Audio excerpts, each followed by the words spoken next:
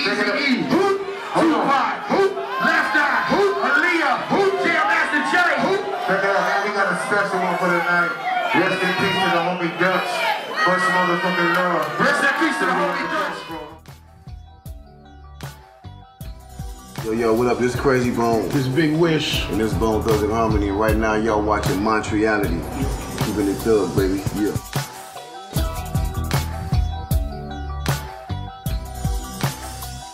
Our story? Man, our story is, you know, we Bone Thugs and Harmony. Hard living. From Cleveland, Ohio. One-way bus tickets. You know, went from Cleveland to California. EAZY-E. Met EAZY-E, you know what I'm saying? And man, back to Cleveland. Basically put us on. Back to LA. Basically put us on, you know what I'm saying? He passed away. And it was history. Had to keep moving. And here we are. Oh, horrible. Me, myself, I was cool. I was quiet, you know what I'm saying? Like, did work, wasn't really feeling the whole school scene, you know what I'm saying? I pretty much faded to the streets, like around the 9th grade, you know what I'm saying? So it was really like, school at that time I really wasn't fit in because there was so much other things going on in my life to me that was more important than school at the time. You know, like personal situations, so it was like, I really wasn't a fan of school at that time. True. Me personally, I was a hustler, you know what I'm saying? I was on the business knot. I never really had a 9 to 5. It was just, you know, that's just where I came from, the streets, you know what I'm saying? It just, that was what was around us, what was abundant, it looked good, and that's what we wanted. So, you know, 9 to 5 really wasn't like the cup of tea that was like for mom and dad, but for us on our age, we was on that block. Exactly. Man, a house. House, getting a house for the family, you know.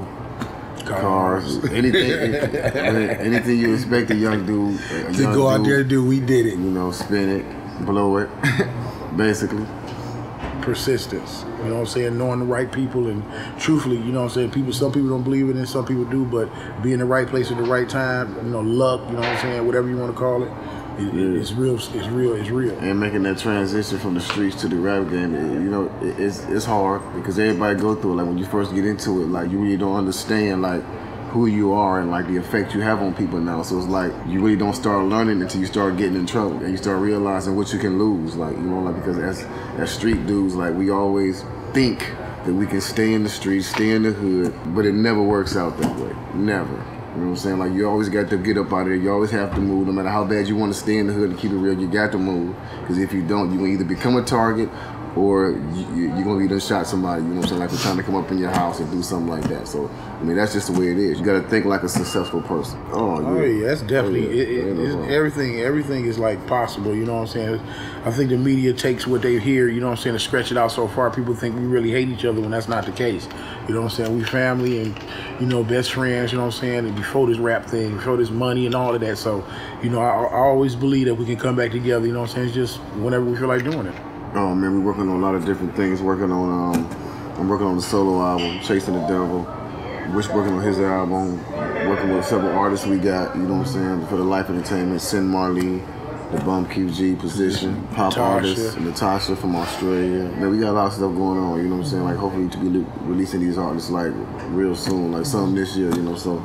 Not at all, because you know that was our plan from the beginning. You know, to be individuals before we even got on. That was part of the plan to show individuality, and you know what I'm saying. Even you know feature on each other's things, but you know to have those different avenues is just a blessing because you know a group you know can sometimes be complicated. So you know what I'm saying. We always were smart enough to know you know sometimes we're gonna walk off and do our own things. The first time we went out with EAZY-E, took us to a video shoot.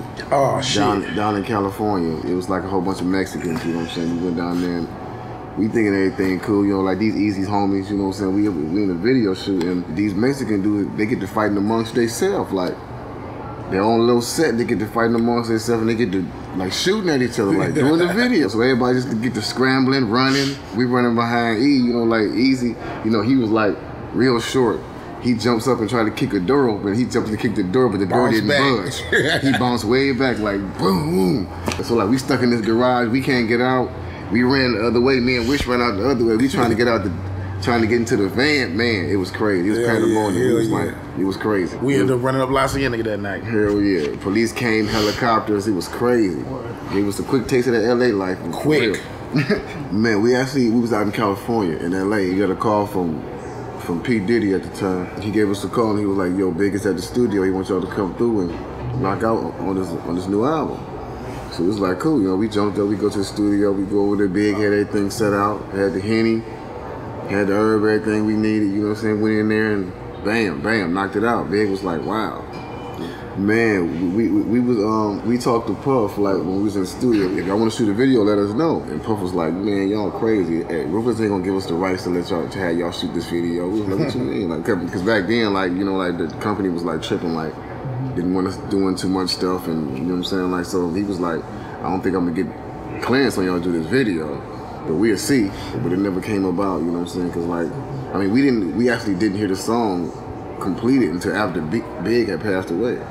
We didn't even hear his verse because he didn't lay his verse down that night. He did it like a few days later, so we didn't hear it until the album actually came out.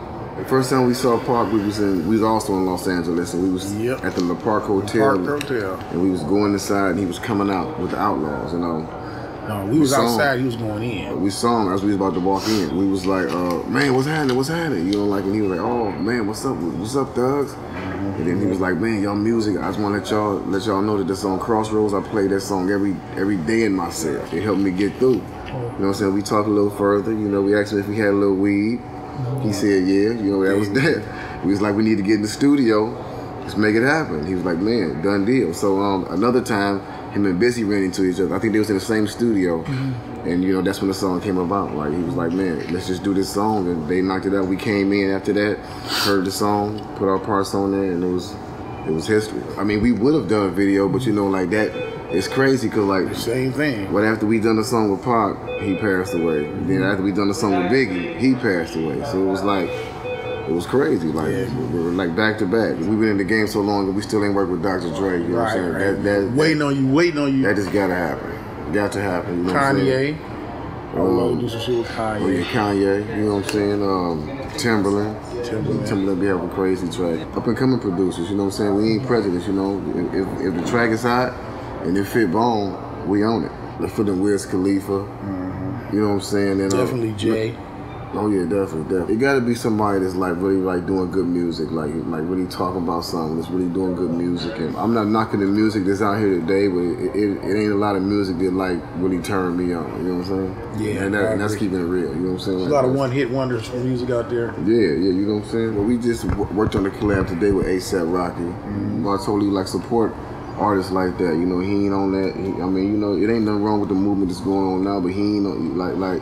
To me, like, he not really on that. I like the street vibe that he's saying, you know, like the raw, rugged vibe, you know what I'm saying? Like, that's why I'm really messing with it. It's all real. I can feel it's all real, so it ain't nothing but love, you know what I'm saying? And plus, he shot us out in a lot of things he do, saying he get his influence from Bone Thugs and Harmony, so that's definitely a plus, you know, like, because a lot of artists come out rapping like us, rapping just like Bone, and you hear him in an interview and they say, yeah, my favorite rapper is Ice Cube or such and such, when they know they listen to Bone Thugs and Harmony. So that's why I like a lot of artists I don't respect, but some that do give up love, it ain't nothing but love, for real. This is ASAP Rocky with the ASAP Mob, and shout outs to Montreality. Oh yeah, the first paid show was one that we got into easy. We wasn't understanding the game at all. All we knew was $5,000. We was $5,000, you know, like, and we wasn't understanding that you get half here and you get the other half there. Shit ain't make no sense. We thought, you told us $5,000. We want our money right now. So we want $5,000, and we made this big ass scene in the parking lot with EAZY-E. He was like, man, y'all niggas is crazy. It's where you like, what the fuck is wrong with y'all? I got y'all money. It's in the bank. It's a goddamn Sunday now. I can't get the money now. We wasn't trying to get none of that. I mean, we knew the reputation that EAZY-E had at the time. Like, everybody was saying that he was, shiesty doing this to like his dudes, and like, so. I mean, we was on guard. Although we was down with him, we was still on guard. It was all good. But the worst one was when all the beef was going on with Death Row and Ruthless. This was after Easy. This was after Easy had passed. And, you know, it was still a little animosity in the air. And they came to Cleveland. Death Row they came to Cleveland. And they had a concert in Cleveland. And like, man, I'm talking about. It was pandemonium. It was crazy. Like, you know, cause it was like, it was just crazy. Put it like this, some words were said and some actions were made, but at the end of the day, we ended up in jail. we ended up getting with 8 pistols, you know what I'm saying? Police put up on us. We loaded down in the car. I don't know how they knew what car we was in. Like, somebody had to really like look at our license plate and call the police, keep it real. But as soon as we came back, they was waiting on our end. Shit, we got some of this funny money, as we call it, you know, the Canadian money look a little funny. It reminded us our food stamps, you know. We got a little bit of. Got a little bit got a little bit something we can't talk about on camera. You know, some that get ready for the show. Myself. I ain't gonna say nothing either, but you know, some that get ready for the show, which we trying to get ready for the show. Oh man, street life. I don't know. That'd be hard. That'll be hard. Give me a million titles, you know. We just call it the Bone Thug story. Really. Bone Booker. Shit, none of them. I hate them motherfuckers. Yeah, I don't enjoy airports at all. No. You know what I'm saying? Like, I mean, like, especially these days. You know, I really don't like flying. Period. Yeah. You're going through airports just make it worse these days. You gotta take your belt off, your shoes off. You know, next thing I'm gonna take your drawers. You know, you gotta get all the way naked. Yeah, it's like you're going to the county to visit one of your dudes in the joint or something. Damn. The love that we get received back from the people that love what we do, just like, you know, a lot of fans come up to us and tell us all the time that, you know, we saved their lives or we helped them out in their lives some kind of way, or they play Crossroads at somebody's funeral and that's the only song they can play because it reached so deep, just to be able to touch people and people to feel what we put so much heart and soul into, to be able to help somebody else. Really, that's really like a reward within itself. And the money, baby. The next time we come back, we coming with Busy, Lazy, and Flexible.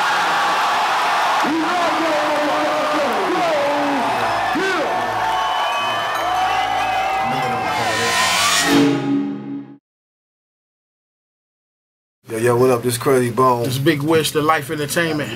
Want to say what's up and rest in peace to homie Dutch. Big Dutch. Much love, man.